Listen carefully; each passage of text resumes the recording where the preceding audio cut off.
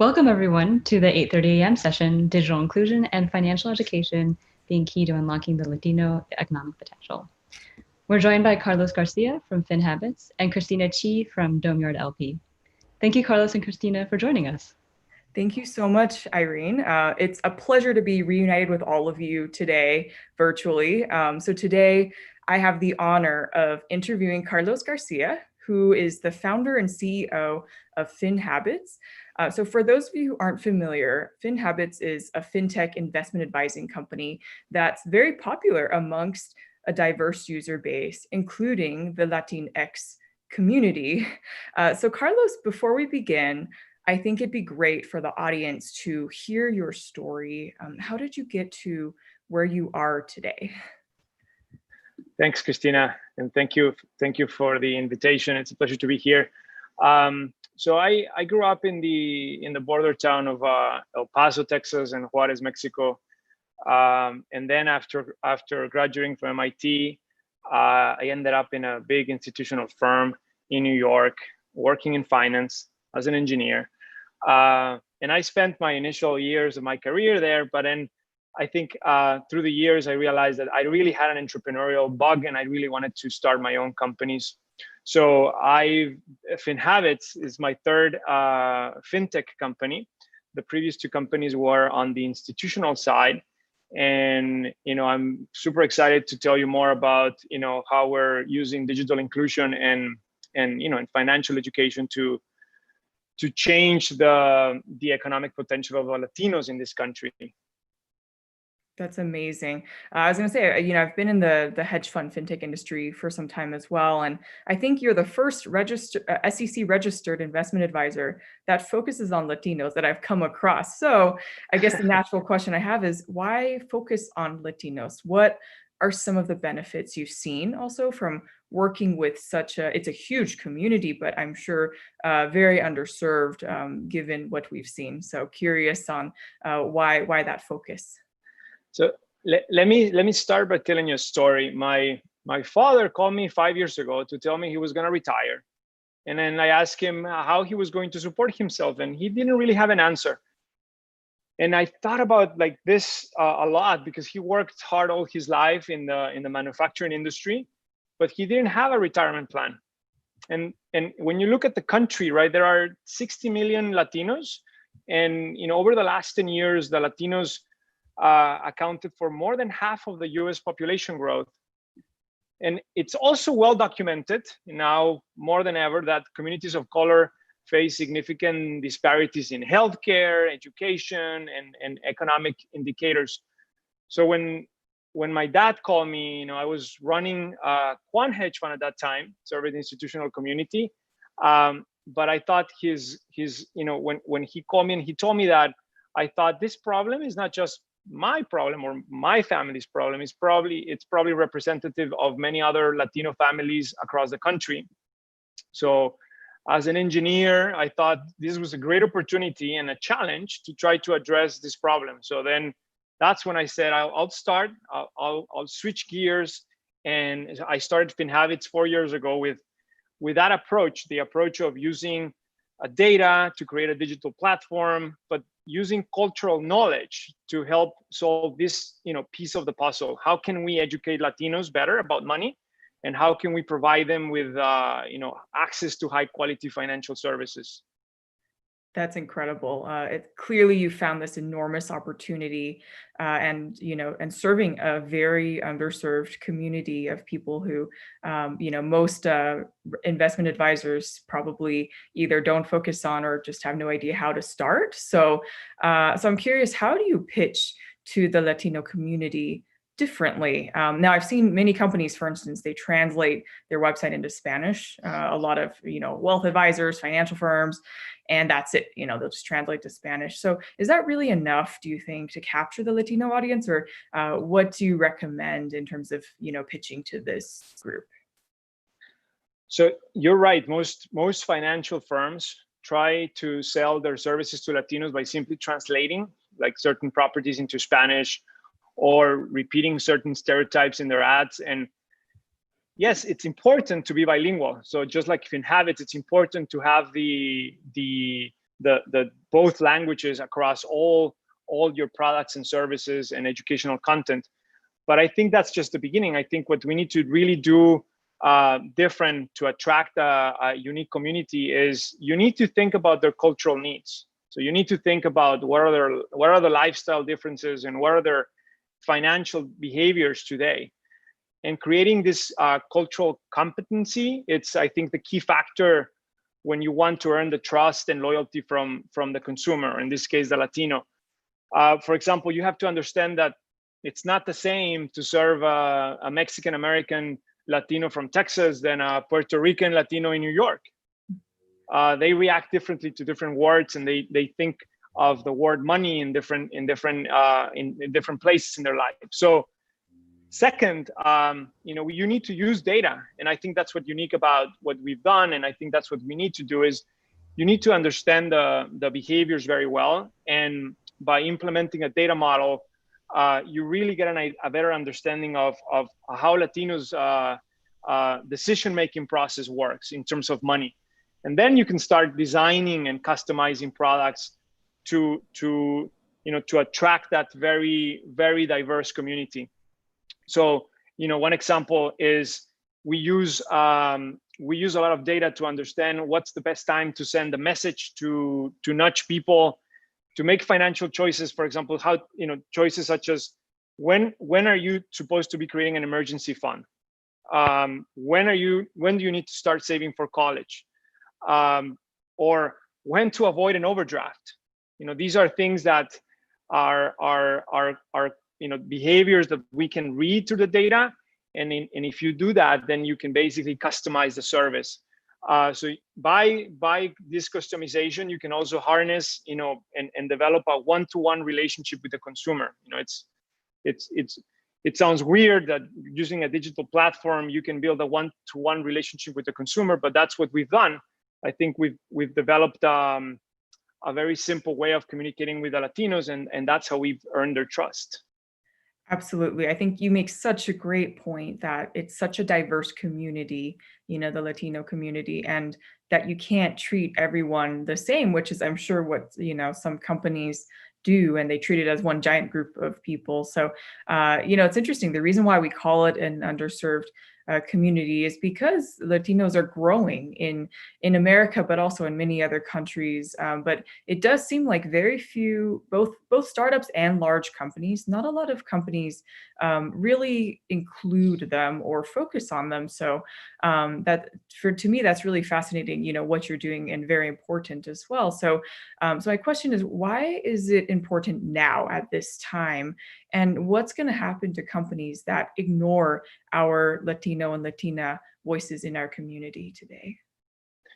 That's a great question, Christine. I think inevitably, like every single US company will have to pay attention to Latinos as consumers and also as human capital for these reasons. First, we are already the new face of the US workforce.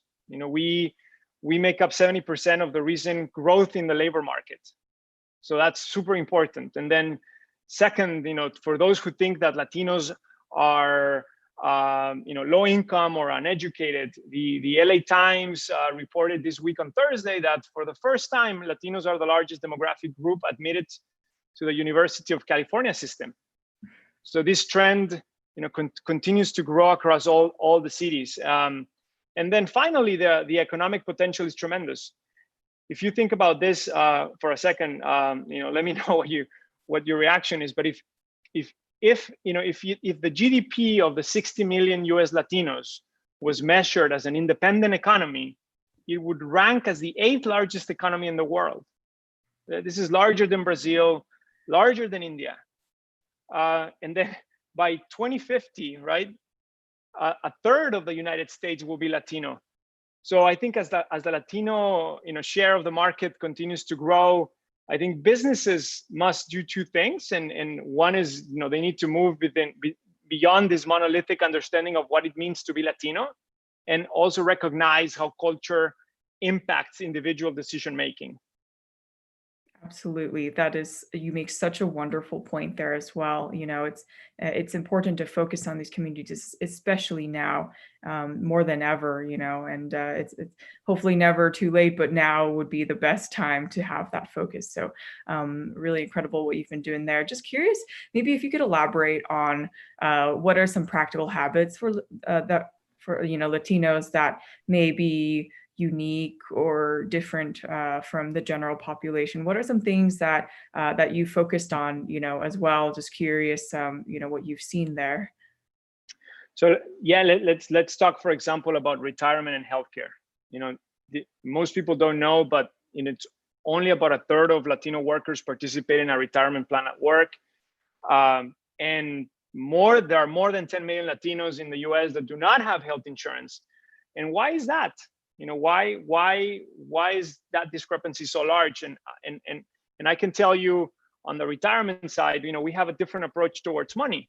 We don't talk about money at the dinner table. No, that's the story that I was telling you about my dad. No, this is something we don't grow up doing. We think about money from a day-to-day perspective, but not really think about money as something that you should include in your long-term planning. So can we change this habit over time? How can we change this habit with the Latino community? And I think it's possible, but it requires repetitive action. So in order to include these repetitive actions in the Latino community, you have to understand, how will they react to different messages. So and also understand the context of how Latinos interact with money. So you look at why Latinos don't have access to 401k. Well, Latinos tend to work for small firms. They tend to be very entrepreneurial. They own a lot of small businesses. So it's very difficult. It's hard to have these retirement benefits at a reasonable cost when you're in a small firm environment. So then the question is, can we design a system that helps the working class Latinos access retirement accounts and healthcare at scale? And I think so. I think we can do that, but you need to start first educating them. And then you need to start making it super easy, and so that then this becomes part of their habits. How can you contribute to a retirement account, every week? Or how can you think about healthcare not just as an expense or something too hard to understand, but how can you make it easy for them to understand? And I think that's where we need to understand the existing behaviors and then introduce new behaviors over time. Absolutely. And it's clearly such a big community. So I'm curious about, how are you approaching this market, differently, and what are some of the best ways of closing you mentioned multiple times that there's a gap in terms of, knowledge and education in this community. It's an underserved community for many, many years now. So how can other startups and companies, really start to approach this market? But I'm curious now, what are you doing in particular that's maybe different or, unique? So we think a piece of the puzzle to unlocking the Latino potential is financial inclusion. But financial inclusion is hard, it's difficult, and it's expensive. So at FinHabits, we built a digital platform, and we built educational content at scale. And the whole purpose of this is to help them connect with somebody they can trust, and help them understand how can they really use their money to work for them, or how can they really build credit. So one idea was, we built a bilingual engagement model where you have a conversation with our automated assistant over 7 days, or you can have it over 10 days. And over, each time that you talk to this automated assistant, she's asking you questions and you're responding. But at the same time, she's trying to help you understand how you can build credit. How can you build your credit history, your FICO score, which is super important in order to unlock this Latino potential. So we do it in micro learning scenarios, and I think that has been very successful. Now, when we launched we call it the journeys. When we launched the first journey, we had about 20,000 users go through the journey of how to increase your credit score. And I think what's important is, by doing it over time in small pieces, you're actually creating a habit. Instead of just giving it at once in one session, you do it over time. So that's one thing we've done. Another thing we've done is, we realized that, in our community in FinHabits, about a third of our users were business owners. And this is not, this is something that is well documented. According to Stanford Business School, they have an entrepreneurship initiative, and they say that if the Latino-owned employer firms generate the same average revenues and employ the same number of people as non-Latino-owned businesses, their economic contribution in annual revenues to the country will be nearly 900 billion. So we said, this is huge. So why don't we create a class? And why don't we create a class that it's through the app, so it's through the phone, and it's meant to be consumed through the phone, and helping Latinos grow their business from $100,000 in revenue to $1 million in revenue. So since we launched this class, people are consuming it through the phone, and it's a class in Spanish, and it's a simple class that discusses, how do you grow your marketing, how do you think about operating margins, and so forth. But it's very important to create these educational content through the platform that they use. In this case, it's the smartphone. Wonderful. So Carlos, I have actually one final question before we go to Q&A here. I know you've been on such an incredible entrepreneurial journey yourself through multiple companies that you've run and successfully sold. And so I'm just curious about, with your current company now, what is your favorite part about, your job today? I think the favorite part is that every day is different. And I think the favorite part is that I believe that we're creating a new revolution in this country. And I think that every time we have a new user, or we are able to attract a new face, whether that's in Texas or Puerto Rico or Washington, we think that we can have a huge impact in those communities. Because once you touch let's say the head of the household, then he can go back home, and hopefully they can have that discussion at dinner. And that really creates intergenerational wealth. So those are the two things that are super exciting to me. That's wonderful. Yeah, that impact you're making is incredible. So congratulations on all of your achievements. And I'm going to pass it on to Irina for some Q&A. Thank you. Thank you, Christina. And thank you, Carlos. It's been really great to hear from you. So I just wanted to kick off the Q&A session and just encouraging the audience to please submit your questions on Slido. We welcome them. And I actually, if it's okay, I'd love to kick off with a question of my own. Carlos, I particularly enjoyed hearing about your own personal journey and how you've shaped your work towards a community that you deeply care about.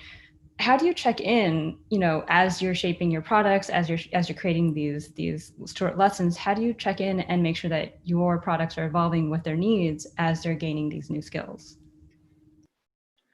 So one thing that we did in 2019 is we started. So as Christine described, we started as an investment company. So we wanted to make sure that Latinos could have access to retirement accounts and investment accounts. But then we decided to open up, the kimono and say we will actually start talking about financial education in general. So let's start creating content of how to buy a new house, how to buy a car, how to refinance your debt. And when we were creating this content, we started getting a lot of feedback from the community, because the way we did it is we did it through live streams. So when you create live streams, and I'm just grabbing the camera and start the live stream, we were getting like 10,000 users listening. But then at the end, they were stopping me and saying, "Oh, Carlos, but can you please tell us more about this? Can you please tell us more about that?" So we were actually getting an immediate feedback loop of what were the needs of the community. And that's happening right now, right? Through COVID, we're actually very, very interested in hearing what are the needs, and whether that's debt restructuring, or how do I fix my credit score going forward. That's great to hear. And so we've got this question from Simon, which is about challenges that you're seeing in terms of coming up, with creating these new products and catering towards a specific community. So what are some challenges that you've seen? So the challenges that I've seen is that in the financial industry, the perception of Latino community tends to be it's a community that it's low income, and that's why it's expensive to educate, it's expensive to service, and the product price, the price line of the price of the product tends to be higher. So what I'm always struggling with is, if you really want, well, first of all, in fact, if you look at the Latino community, we see that the economic growth and the income growth they had over the last decade is tremendous. So we're talking about middle income, but potentially it's going to be the high income. So I'm always struggling, and I'm perplexed to see how these large financial companies are not really, looking at this potential in the Latino community and not designing the right products and services for them, which is what we're doing, right? Using data and using basically interactions with the community to really understand their needs. That's something that I struggle with. Absolutely. And I'm curious to learn more. How are you having these conversations? Are these polls? Are you using newsletters? Do you have like an SMS chat going on? Well, I think it's similar to what we're doing right now. I use a lot of video communication. So we are in a registered industry, and we have to be careful of producing content. But in this case, if it's one person, let's say it's me, going on a live stream and talking to 10, 15,000 of my users in a 30-minute conversation, I can have a very interesting conversation, and it's actually very accessible for me to do it. No, I can be at home and I can just grab the phone and say, let me do a live stream and let me see how the audience is. Let me check in with my audience. Let me see how they're doing. And they'll get a notification in the app, and they'll say, oh, Carlos Garcia is going live in 3 minutes. Tune in. And that's how I have the conversation. So it's one-to-one. And then obviously my team is, and we are capturing all the feedback, but it's been very interesting how video is, it's a very useful tool to engage and to build trust. Given that it's a digital platform, we need that human face, and that's how we do it. Absolutely. Community engagement is so important. So we've got a question about data. Simon asked, can you talk a bit more about how you are using data to inform your products and services? What kinds of data are you using, and any models? So first, we start with all the data that it's out there. The data from the census, the data from just like any quant investor will do. No, you go and grab all the data that it's there. But then you start curating and understanding what data model you can build, and that's what makes our company and our product delivery unique. Because as we start building the community, we start understanding what's the reaction to a market loss. So we just went through March, where the market was dropping and dropping and dropping, and we were able to understand what segment of our user base actually had more appetite for risk than we thought, by understanding how many times they logged in, or how many times they withdrew money, or how many times they added more money. That's one piece, right? So it's behavioral data based on that service that they already have.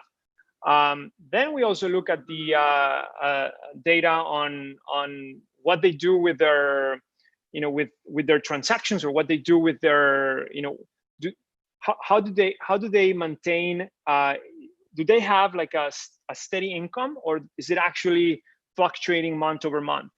It's not surprising that in Latinos work in small businesses, the income tends to fluctuate. Like Latinos are entrepreneurs, then the income tends to fluctuate. So we use that also to understand what's the best time to encourage a saving action. We're asking them to do a saving action when we see some inflow of capital, as opposed to when we see that they're actually going to cause an overdraft. So that's how we figure out that the data is very powerful. That's amazing. That's great. Well, unfortunately, we're at the end of our session. So Carlos and Christina, thank you one last time for holding this conversation. Thank you. So much. And thank you also to our audience for your thought-provoking questions. And remember that you can continue the conversation by heading over to the MIT CNC Slack workspace. And our next session will begin in 5 minutes. And to join it, please click on the link under this current session and